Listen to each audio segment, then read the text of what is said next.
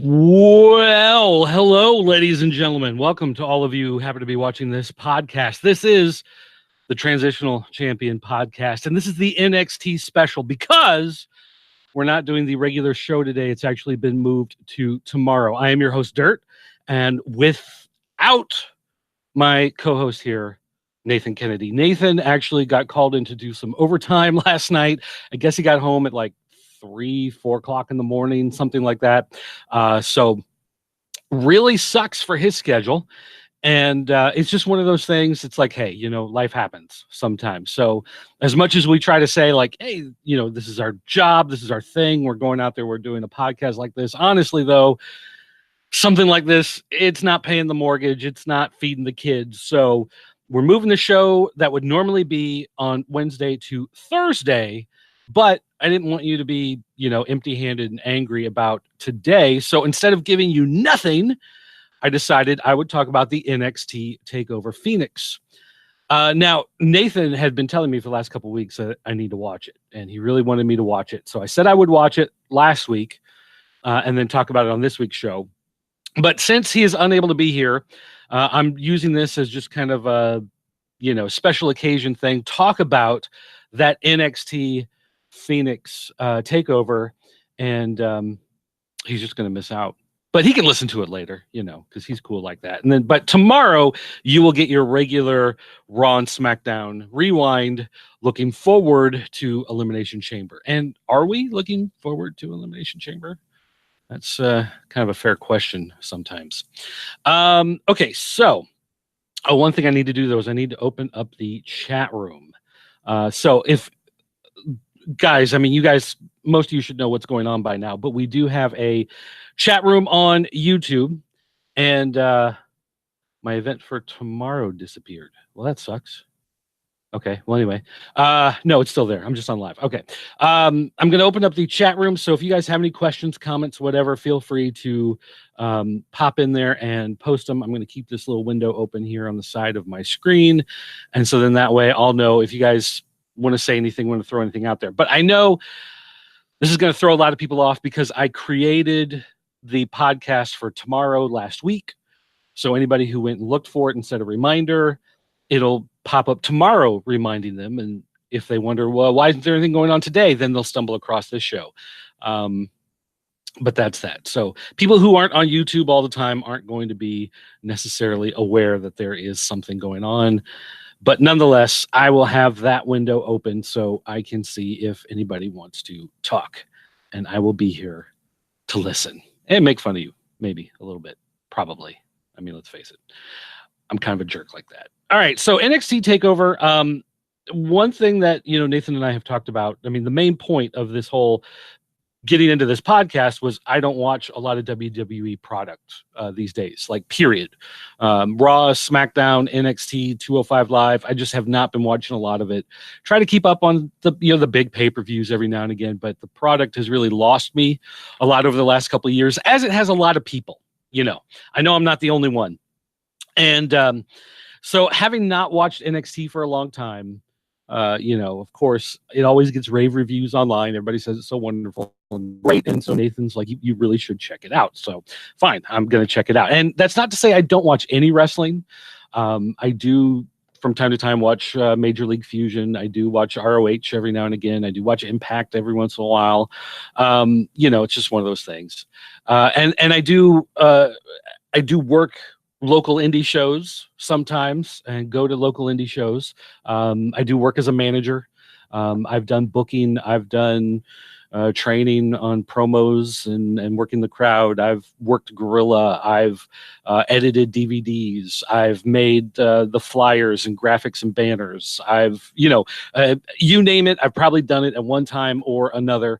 And so it's not like I'm not around wrestling. It's still, in my life a lot of ways, but just not WWE product. So haven't watched NXT for a long time. Last time I watched NXT, long time ago. And it really felt to me like it was, as much as they try to push it as this other brand, they tried to push like Raw as a brand and SmackDown as a brand and then NXT as a brand, right? But it didn't feel like NXT, of course, gets the same amount of time and talent and devotion as Raw and SmackDown as far as production and touring and everything, right? Because it is. I don't know if it's still at the Full Sail University. I don't know if they still film it there or not, but it has a different look to it. It looks smaller, different crowds. The entryway is not as big and grand. It looks like a more pared down production. It looks more like Impact or ROH or Major League Wrestling. So, watching this show, everybody talks about how great the wrestling is, and I will agree. The wrestling in this was great, but there was something about the way the show was structured and presented. I won't say it bothered me, but it definitely felt underwhelming.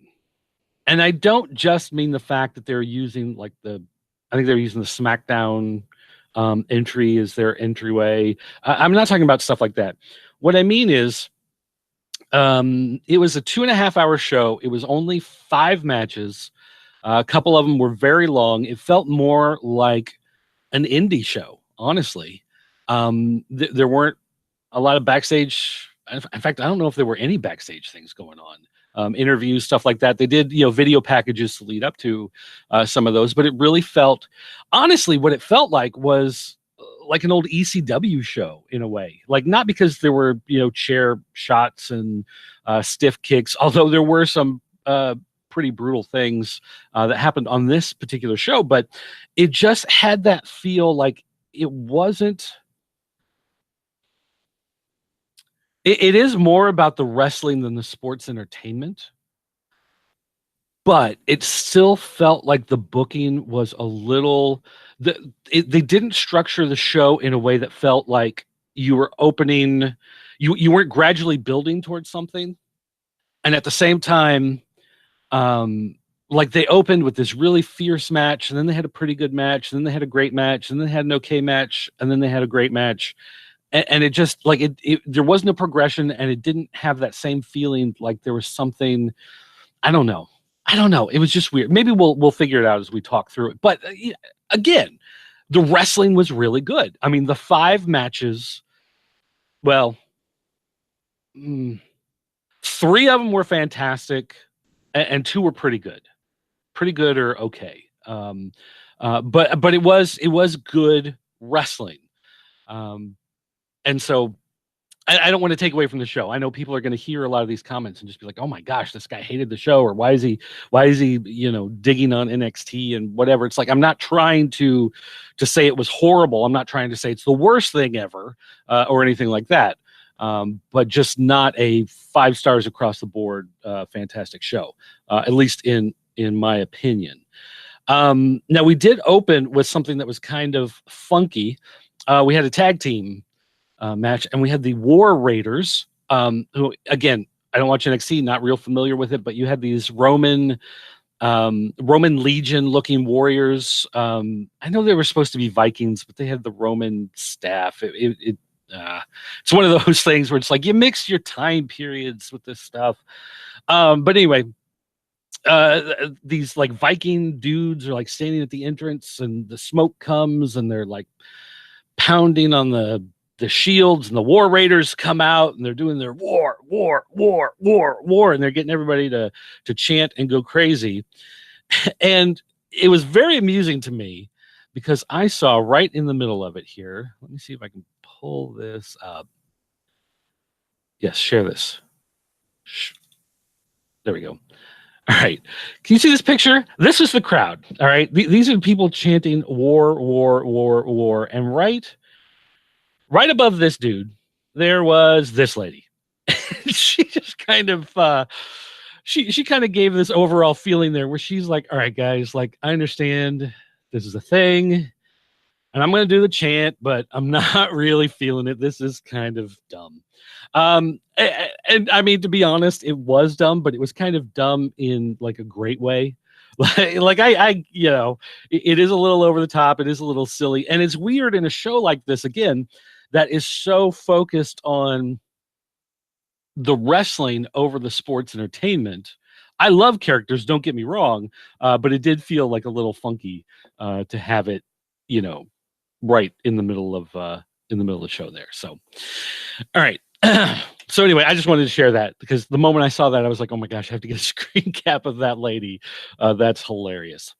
Okay, so the match itself, it was the War Raiders versus the Undisputed Era, and this is for the again the NXT Tag Team titles, and it was a good tag match. Um, the Undisputed Era, I remember hearing its oh my gosh, I can't even remember their names. I'm pretty sure I wrote it down somewhere in here. I typed it out, but anyway, it doesn't matter. The Undisputed Era, I recognize them, from somewhere else, probably ROH, whatever. And so it was nice to see them again in here, and they are good teams. And the tag team match, it was fun, it was frantic. You had a lot of power, although I will say, the War Raiders, not as dynamic a team, I think, as they probably could be. Again, I know they're supposed to be, Viking, whatever. They're supposed to be Sheamus's original gimmick, I think. But there's just something about them, like they had the entrance and they really got into it. But then when you've got barbarians, whatever, and they're standing at the ring post just waiting for a hot tag. I don't know. It feels kind of weird. Like I feel the character needs to play up a little bit more, pacing back and forth, looking like they're ready to, just jump in there, have that look like I'm going to tear you apart and just waiting. And yeah, I mean, you're playing a role going along with the show, so it is what it is. But it was fun. It was good stuff. A lot of just running power slams, and they do a super kick, top rope knee drop thing, and it was just really it was strong, it was fun, it was powerful. It was a good way to open the show because when you got the four guys, there's a lot less low energy moments. You have the fast moving stuff, so it was good. I did like this match a lot. We got Matt Riddle versus Cassius Ohno. Um, and it was good, but it wasn't great. And I think part of my problem was Ono. Ono is good. I don't even know how I want to put this because I don't want to insult. Like I don't want to insult the guy. He's not all around perfect. He's good technically, but again, I think he fails a little bit in the selling and working the character. And again, I know part of the NXT thing is they want to get these guys ready for the next level. So a lot of these are indie guys that have worked a lot of shows. They know one part really well, but maybe another part not so well. And Triple H is trying to get a lot of these guys who are really good with the technical side of the wrestling and maybe not so much the character stuff. Which, by the way, Velveteen Dream appeared in several parts in this, and he blah, blah, blah, that guy is going to need a lot of work. He is like the personality of a doormat.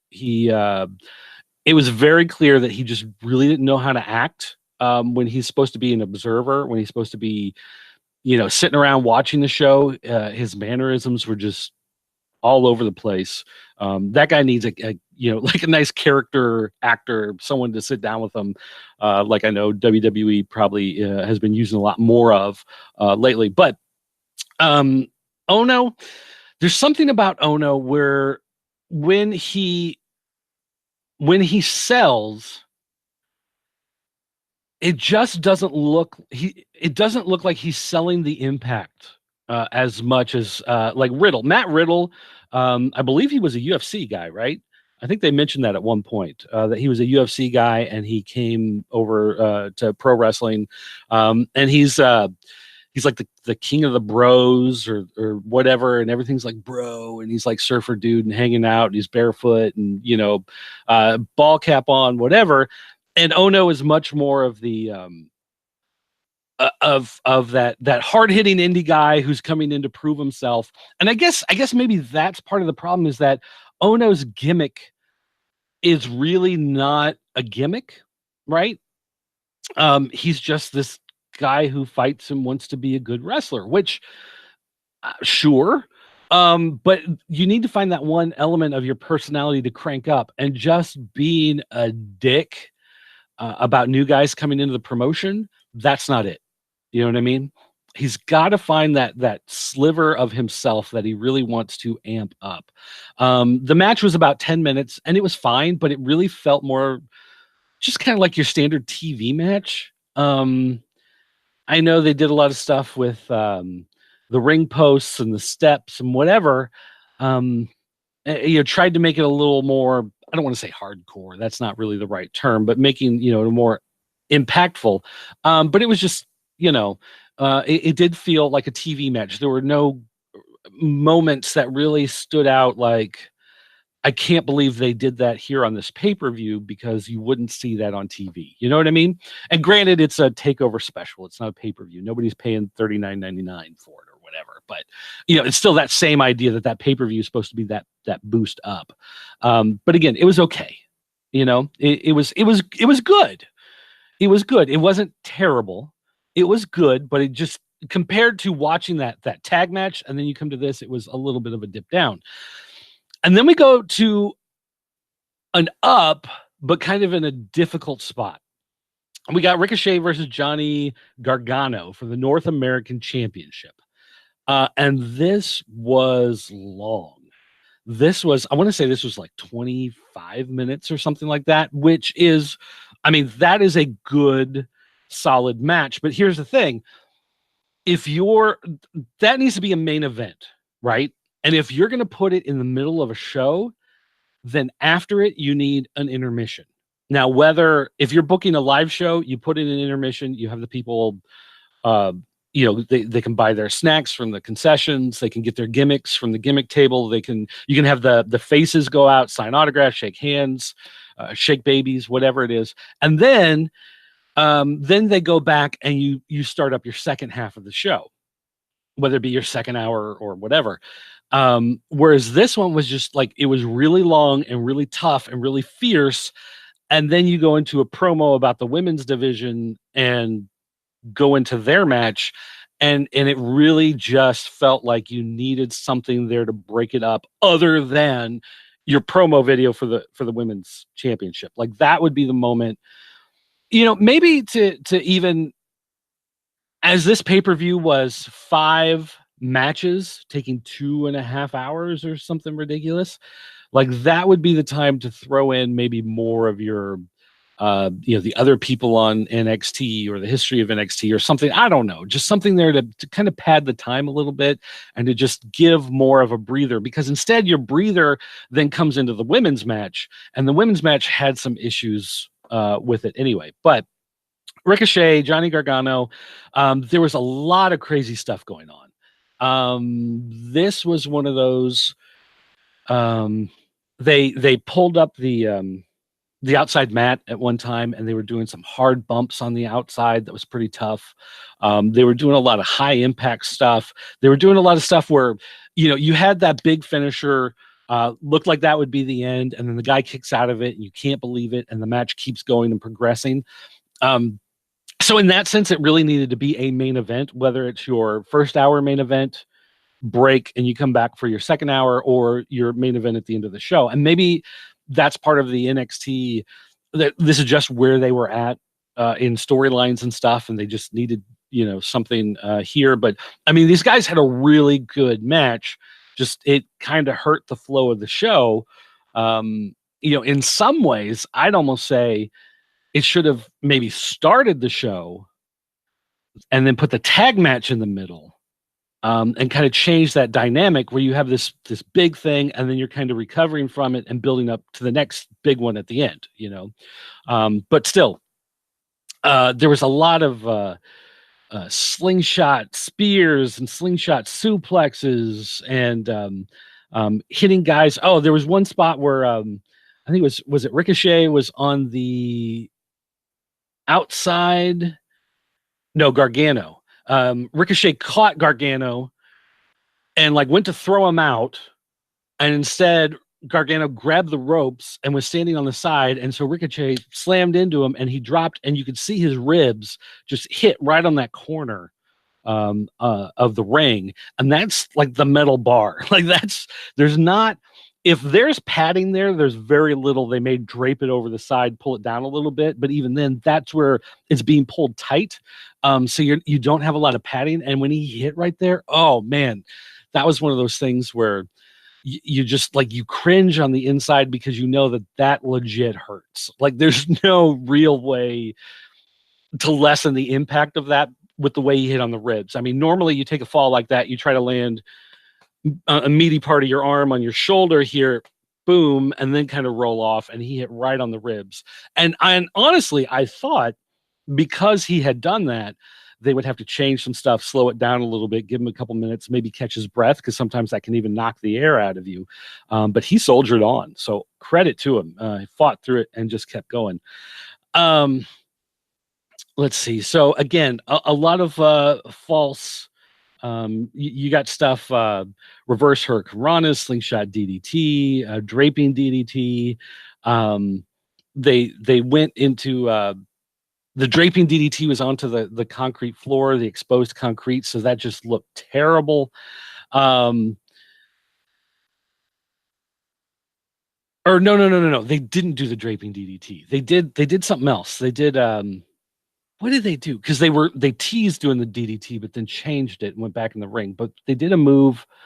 What did he do? He did something like on the top of his head onto that on the outside that just looked brutal. Now I can't remember. I wrote down way too much and now I can't find it in my notes. But again, this was a main event match in the middle of the show, and it was a fantastic match. As far as just looking at that match. And it was definitely, I would say you compare it to the main event. The main event was a really good match too. But I would say that this match was probably better than the main event. And I don't know if you can't really change them because of the difference in titles, right?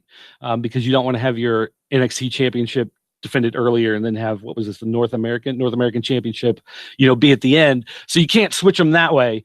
But man, this just felt like that was the match of the night. And it came right in the middle and it was long. You had this, this kind of long tag match. You had this shorter singles match. You had this really long, brutal, powerful, mid-card title match. And then you had the women's championship and the main championship, and neither one of those were better than that middle match. Now, again, that may just be those guys stole the show, and they're just there's so much talent with those two guys, and maybe fighting each other is just chemistry magic that it just couldn't be helped. But you almost, if you were looking at the whole plan of the show, again, I would almost open with it because it was so big and awesome.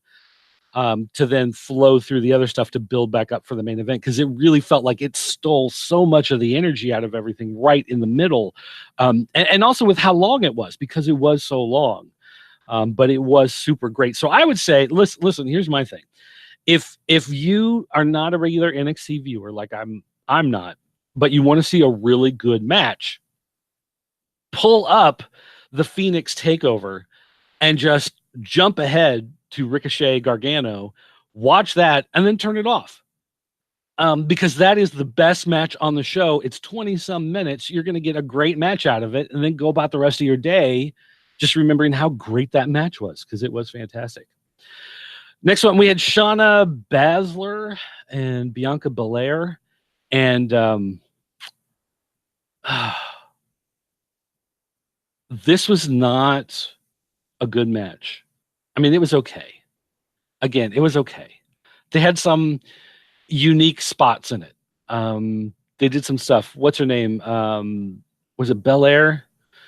Belair had like this super long ponytail, like coming out of the top of her head and coming down. And there were times when there was one move where Baszler Had her outside, and when she went to whip her around the ring post, but then grabbed that ponytail and yanked it back, and so slammed her back into the ring post. And so there was some fun stuff like that. Some where they thought about, they have this accessory, so use it right in the match, which was great. But the match itself was just not. Bianca Belair is the poor man's Sasha Banks, or as we would say, Mantis Sasha Banks. She is, she's just not at the same level. Her kind of streetwise attitude, sassy chick thing is death. It is X-Pac heat. It is. I'm gonna take a drink here. You can tell I'm having some trouble talking now that I've been talking so long and not having a drink. She's just, the more you see her on your TV, the less you want to see her. And it's not because she's a great heel.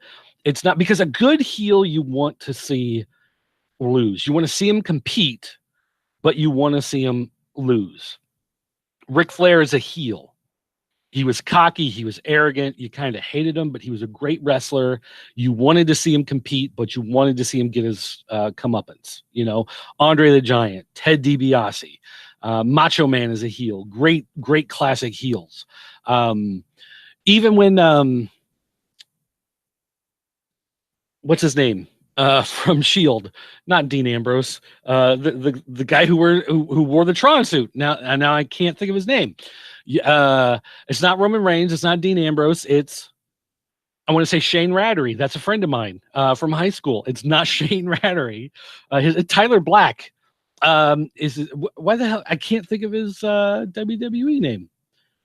I want to call him Tyler Black, and that's not. What the heck? Anyway, whatever. I can't think of his name. I'm gonna have to Google it because this is driving me. Tyler Black is who? Seth Rollins. I couldn't think of Seth Rollins' name. Tyler Black, Seth Rollins. Seth Rollins. When Seth Rollins turned heel, it's like you liked him. He was good. He was a great wrestler. He was a good heel. You wanted to see him lose, but you wanted to see him wrestle, right? Good heel. Charlotte Flair, good heel. You want to see her wrestle. She's a great wrestler, but she's cocky. She has the attitude. She's entitled to everything because of her dad. You want to see her lose, but you want to see her wrestle because she's so good. Asuka is another one. When she turns heel, you still want to see her wrestle, but you want to see her lose as heel. Bianca Belair, I just want off my TV. I want to see her lose so the match will be over so she's not around anymore. And I don't mean that, on her personally. She may be a great person. She may love her mama. She may be like the best girlfriend of all time. She might be, I don't know if she has kids. She might be a great mom. I don't know. She may be just a wonderful, lovely, delightful person. In real life, her character is death. I don't want to see her on TV. And as far as the wrestling is okay. I wouldn't say that she's a great talent. Potential, sure, maybe. But putting her in a match, and especially, if she's a developing talent, I understand. You got to give them chances, and you got to put them with better people and give them that opportunity to build and grow, and that's fine. And that happens in, pay-per-view payoff matches all the time. And so I don't necessarily have a problem with that. But as someone who doesn't watch NXT regularly, and I'm just tuning in to watch some good matches, again, this match kind of fell flat to me. It kind of came down a little bit, just because she's not the same level of talent. And Shayna Baszler, she's good. I don't know that I would say great. And part of that is just this match. I would definitely say I'd like to see her against some other talent and see if she does remarkably better. with a match. But again, there were some good things in here, but not. It just wasn't great. Now, Shayna Baszler, and the weird thing too is it looked like they were both heels, and I don't know if that's I don't know if that's correct or not, but it felt like it was a heel match, which is kind of a tough thing to pull off, really, because Baszler had these two other women that were out there that were wearing like gray tan jumpsuits or something. I don't remember exactly, but they jumped in at one point and tried to get involved in the match, and it's like, but this other girl is, you definitely want to hate her because of the way she's acting and her attitude and everything. She's just so unlikable.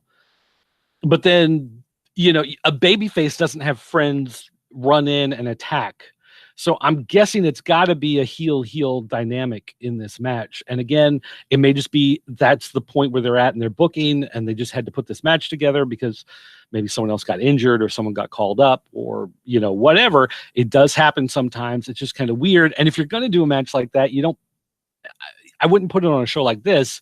You do that on a weekly show, and you have, some third person somehow get involved in some way that they can then turn against, and then you've got, a baby face for your payoff match of the pay-per-view. So this match didn't really work for me. It was okay, but it just wasn't the same level as the rest of the show. And my hands are really dry. You guys see me like rubbing them together a lot and stuff. They're just so dry right now. It's like 19 degrees outside, and which is weird because like last weekend it was like 50, 60 degrees. And now we're back into below freezing. And it really sucks. So anyway, so the guys watching the video, that's what's up with that. So our main event, Tommaso Ciampa versus Aleister Black. Aleister Black, he is money. He is like, on the one hand, you should call him up to the main roster because he's great. But on the other hand, you don't want to call him up to the main roster because you're taking a large talent, out of NXT. He also, he kind of looks like the old man from Dragon Ball Z. He's got this real big bushy beard.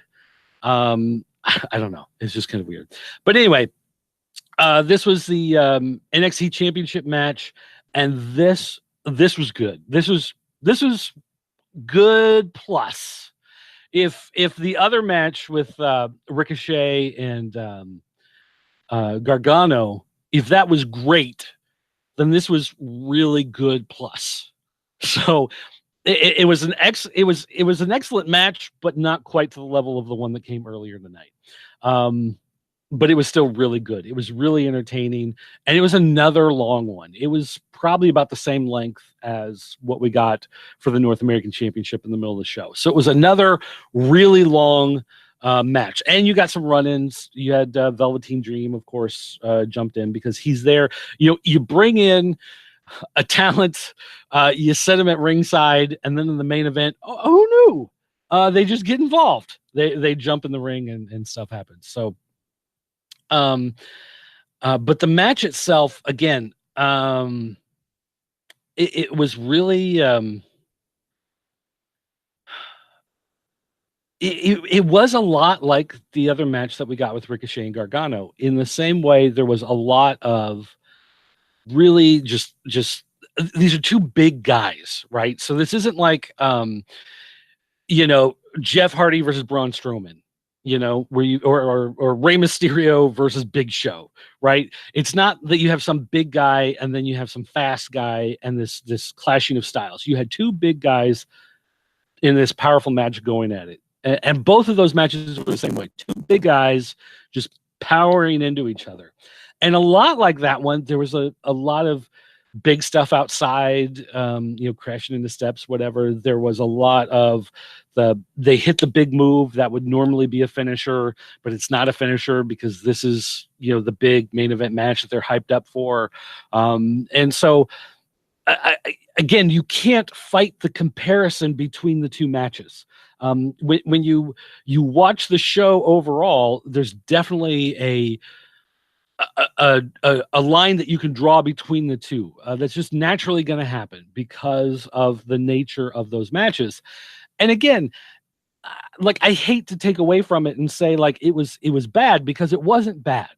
In no way was it a bad match, but it just didn't quite compare to the other one we had for the night. And it felt like you were getting another match that was pretty much the same. It felt like they didn't, there wasn't an idea between the agents putting together the matches that they needed to draw a distinction between the two. It was more like, go out there, do your thing, two big guys go at it. And then they go to the other one, go out there, do your thing, your two big guys go at it.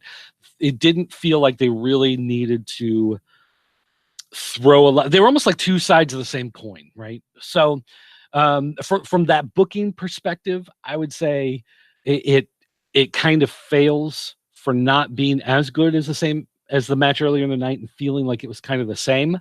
But again, it was a really good match. It was not a terrible match by any stretch of the imagination. If you had seen none of the rest of the show and then just watched that main event, you would go, wow, that was a great main event. So the matches themselves, and all the way through the show, this is what I was trying to kind of get at the beginning before we started going through the matches, was that the matches on the show were good. They were all at least good. None of them fell flat. None were duds. None were 1 star or -5 stars or anything like that. And then several of them were better than good.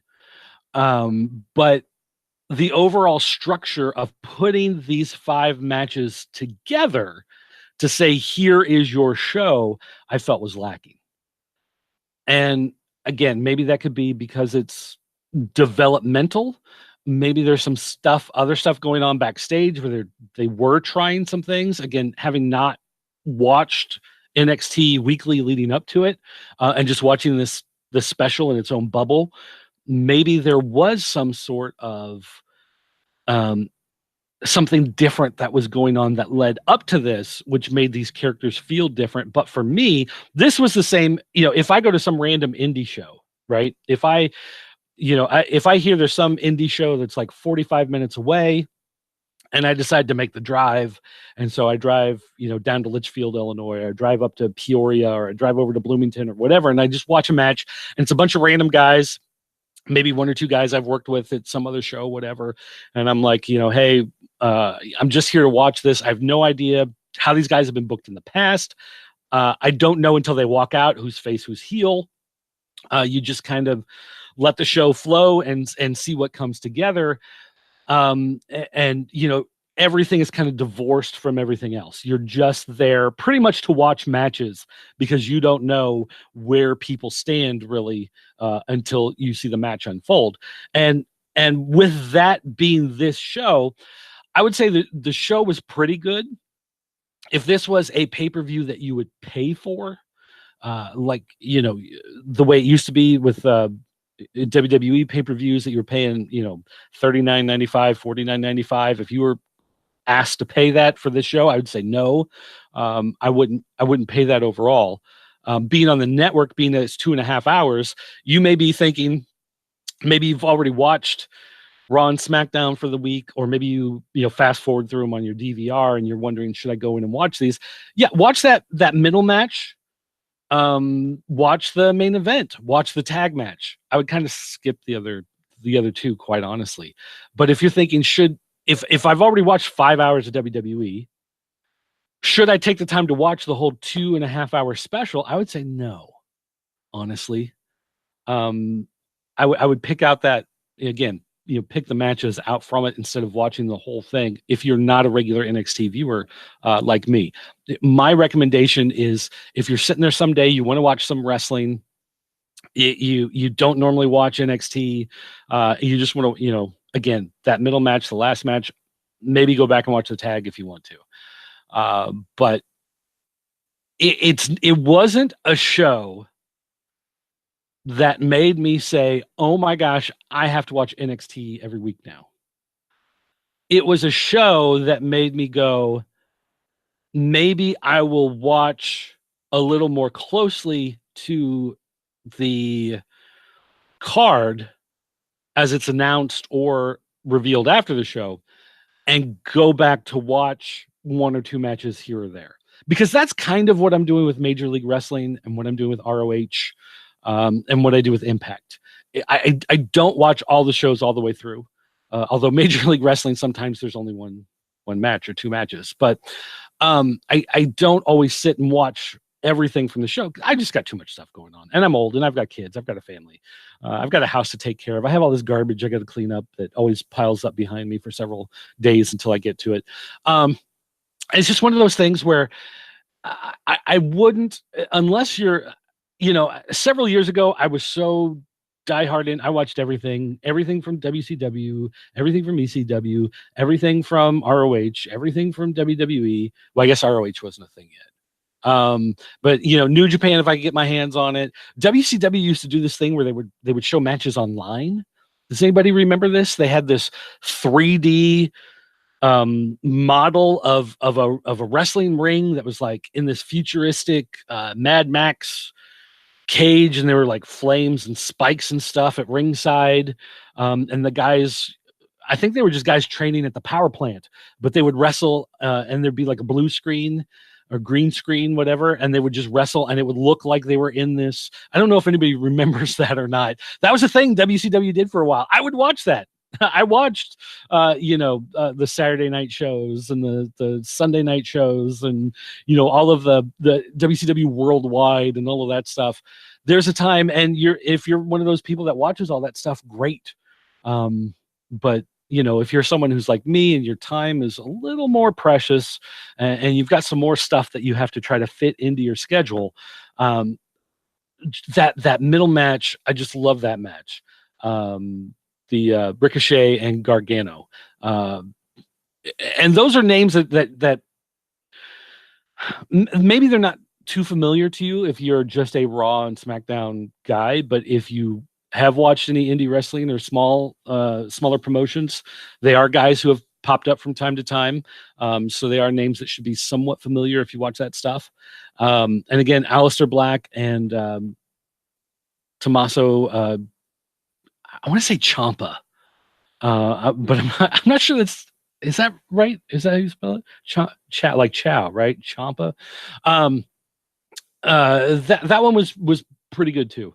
And the tag match was a lot of fun. Yeah. So I'm now just repeating myself and saying the same stuff over. So anyway, if you have any other questions, comments, whatever, drop them down underneath. Again, tomorrow we'll do the regular show. This was just me talking, filling time, giving you something, because we don't have a regular show to do because Nathan had to work that overtime. But I hope to see you tomorrow. And I hope you enjoyed it. And you're probably tired of listening to me say like the same 3 or 4 things over and over and over again. So, but if you do have any questions, comments, whatever, be sure to drop them below. And if you want to just tell me I'm an idiot and NXT is the best shows of anything that WWE does, and you only watch NXT and you only watch 205 Live and you don't watch anything else, great, whatever. I do know a guy who's so into wrestling, he watches everything, including the Total Divas and Total Bellas and whatever. That I could never be that level of fan. I watched one episode of Total Divas, and it was about the Bellas, and the one was dating John Cena, and the other one was married to Daniel Bryan. And I got done watching that show, and I was like, I hate both of these girls as people.